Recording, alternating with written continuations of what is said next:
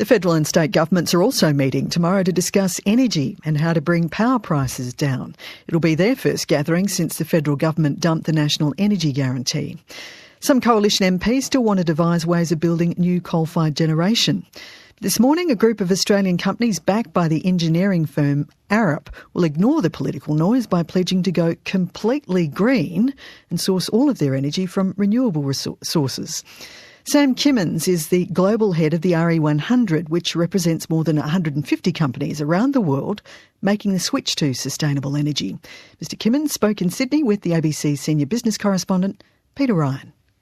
Globally, this is 154 companies that are committed to 100% renewable electricity for their entire global operations. And they're really putting their money where their mouths are, including in Australia. So, for example, Mars has recently signed a large power purchase agreement for solar to power 100% of their operations here. Given the political debate, and this is a very hot political issue, is this evidence that companies, corporates are getting away from the political noise and just doing it? That's exactly right. Their companies are leading the way. They're just getting on with it. They know where the future lies, but most importantly, they know where the price points lie, and they're buying cheap renewable electricity because it makes business sense. Does it bewilder you or concern you that here in Australia there is this debate, this political debate, more about reducing energy prices rather than doing something to move towards sustainable renewables? It's a false dichotomy to say that lowering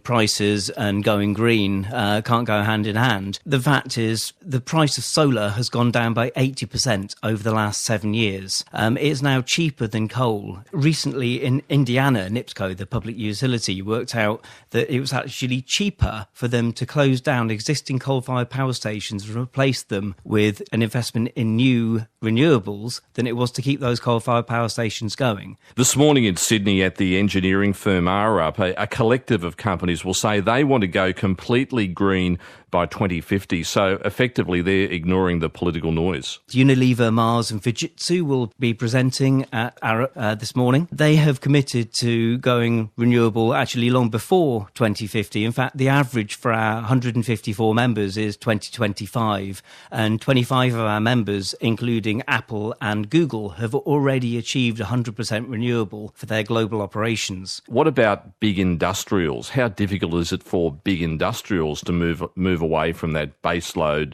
power generation? Well, electricity is electricity, and actually the bigger the user, the more purchasing power they have to bring down the price. Our members include General Motors, Tata Motors, so big industrial users are taking this very seriously and are heading towards 100% renewable. Does becoming totally renewable necessarily mean getting away from coal? We've cracked the base load problem a long time ago. I mean, in England, where I come from, we've been using pump hydro for decades, and Australia is leading the way with modern storage with the Tesla battery. This isn't a problem. The consumer, the regulatory, the political imperative here is about getting energy prices down, and that's prompted what's effectively been market intervention by the government, strong arming of generators and retailers, even the threat of divestiture powers.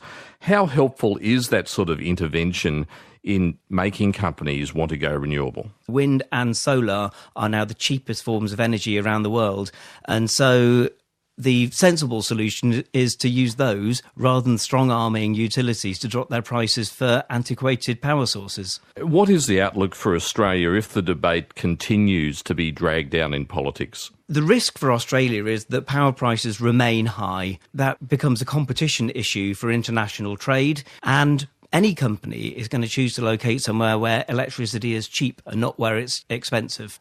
And that's Sam Kimmins, the global head of the RE100, with the ABC senior business correspondent, Peter Ryan.